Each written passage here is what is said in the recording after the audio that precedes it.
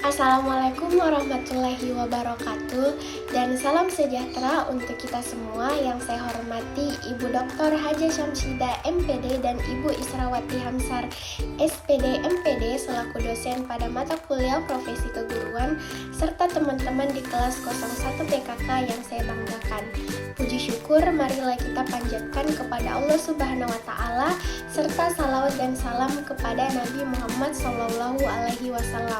Saya Nabila Ramdhani Rahman pada video kali ini akan membahas atau menganalisis contoh kasus yang berjudul guru yang menjadi pelaku bullying di sekolah. Baiklah, simaklah video berikutnya. Baiklah, pembahasan pertama yaitu kita masuk pada latar belakang. Dalam undang-undang perlu kita ketahui bahwa guru dan dosen disebutkan bahwa guru adalah pendidik profesional dengan tugas utama mendidik, mengajar, membimbing, mengarahkan, melatih, menilai, dan mengevaluasi peserta didik pada pendidikan anak usia dini, jalur pendidikan formal, pendidikan dasar, dan menengah. Sebagai pengajar instruk nasional, guru merencanakan program pengajaran dan melaksanakan program yang telah disusun dan mengadakan penilaian setelah program itu dilaksanakan. Guru diharapkan memiliki pengetahuan yang luas tentang disiplin ilmu yang harus diampu untuk ditransfer kepada siswa. Mengajarkan hal-hal baru pada peserta didik terlepas dari penciutan makna peran guru dari dulu sampai sekarang tetap sangat diperlukan.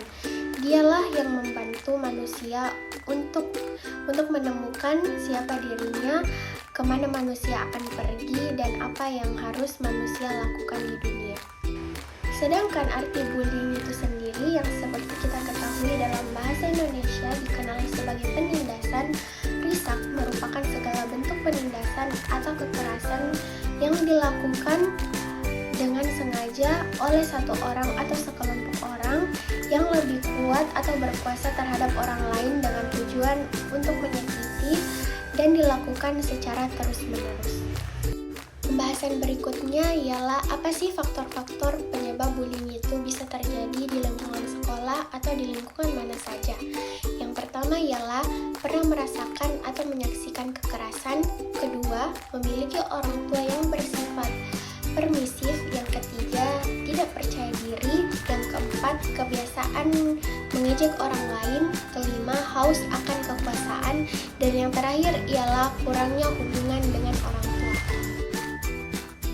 Berikut ialah contoh kasus. Berikut ini adalah contoh kasus bullying yang terjadi di daerah Batam. Orang tua murid dan guru saling lapor seperti artikel yang telah dikeluarkan oleh kompas.com.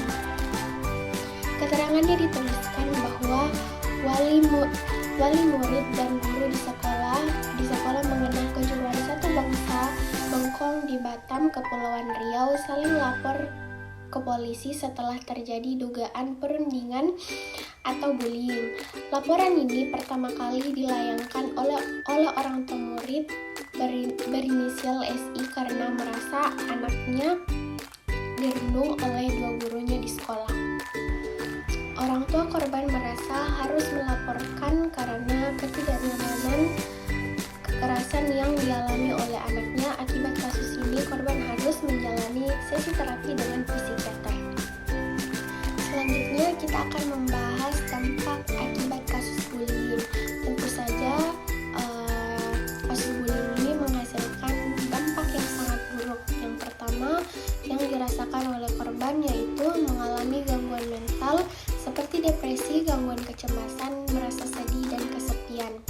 Kemudian perubahan pola tidur dan makan, berkurangnya ketertarikan untuk melakukan hobi atau aktivitas yang disenangi, masalah kesehatan, dan menurunnya performa akademis. Kasus bullying tidak hanya dirasakan oleh korban, tentu saja dan dampak buruk akan dirasakan oleh pelaku itu sendiri, yaitu penyalahgunaan alkohol dan obat-obatan yang terlarang terutama pada pelaku bullying remaja dan dewasa, rentan berkelahi atau merusak properti dan dikeluarkan dari sekolah, berisiko melakukan hubungan seks di usia muda, kemudian yang terakhir ialah melakukan tindakan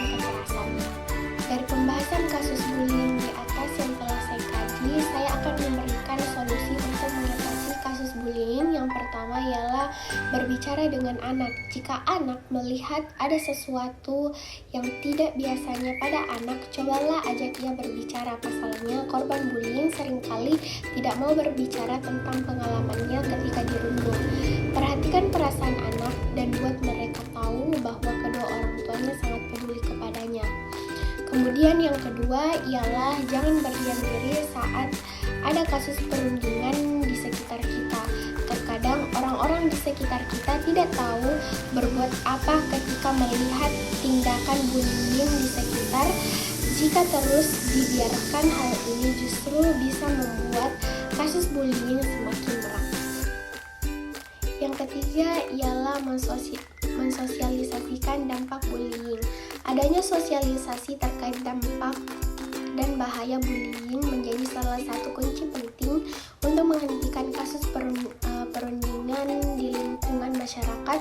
Secara umum disarankan untuk mengetahui cara merespon kasus bullying dan bagaimana cara mencegahnya agar tidak ada lagi korban yang berjatuhan. Keempat, membuat peraturan yang tegas tentang bullying. Peraturan-peraturan ini bisa dimulai dari level peraturan kelas hingga peraturan sekolah. Dengan demikian, semua orang akan tahu konsekuensi yang didapat ketika terjadi pembulian. Dengan begini, para pembuli akan menjadi jerah dan tidak melakukan pembulian lagi. Yang kelima, sensitif terhadap situasi dan kebutuhan korban. Seluruh komponen warga sekolah juga harus dilatih untuk memiliki rasa simpati dan juga empati kepada warga sekolah lainnya. Salah satunya adalah dengan memperhatikan ciri-ciri seseorang yang mengalami perundingan dan menawarkan bantuan yang sesuai. Jika melihat tanda-tanda seperti itu, lakukan pendekatan dengan korban untuk mengetahui lebih detail perundingan lebih lanjut. Setelah itu, beri ia dukungan agar bisa bangkit melawan perundingan yang sedang ia alami. Dan yang terakhir ialah memastikan jalur komunikasi yang terbuka untuk pelaporan kasus ketika ada perundingan terjadi di sekolah atau lingkungan mana saja. Seringkali terlambat mengetahui atau merespon, karena itu satuan pendidikan perlu memiliki sistem mekanisme pelaporan kasus perundingan yang ada di lingkungan mana saja, pembentukan mekanisme dan standar operasional untuk jalur komunikasi pelapor yang aman dan sensitif adalah salah satu cara agar kasus perundingan bisa lebih terungkap. Tak hanya jarang korban ataupun warga sekolah lainnya enggan juga untuk melaporkan karena takut menjadi sasaran perundingan. Menurut pendapat saya, bullying merupakan tindakan yang sangat tercela. Sekolah merupakan tempat belajar dan mencari ilmu. Tidak seharusnya para siswa melakukan perundingan atau bullying kepada teman-temannya, apalagi guru. Apapun itu alasannya, semua orang berhak untuk mendapatkan ketenangan dalam belajar. Adapun kesimpulan dari kasus yang saya bawakan yaitu bullying merupakan tindakan yang disengaja maupun tidak disengaja, tetapi dengan jelas dapat menyebabkan ketidaknyamanan, penghinaan, kerugian, kejahatan, dan penderitaan bagi korban yang dapat menyebabkan lingkungan bekerja yang tidak menyenangkan, di mana korban sama sekali tidak menginginkan perlakuan tersebut. Maka dengan itu, lingkungan sekolah perlu meningkatkan pencegahan bullying dengan ketat, karena berbagai macam dampak buruk yang dapat terjadi kepada korban, mulai dari gangguan mental hingga turunnya performa akademis. Tindakan itu tidak hanya perilaku, ini juga dapat menurunkan kualitas pendidikan di Indonesia. Baik, itulah tadi video analisis kasus yang saya bawakan. Semoga bermanfaat untuk kita semua dan dapat dijadikan pembelajaran. Sekian dari saya, lebih dan kurangnya mohon dimaafkan. Wassalamualaikum warahmatullahi wabarakatuh.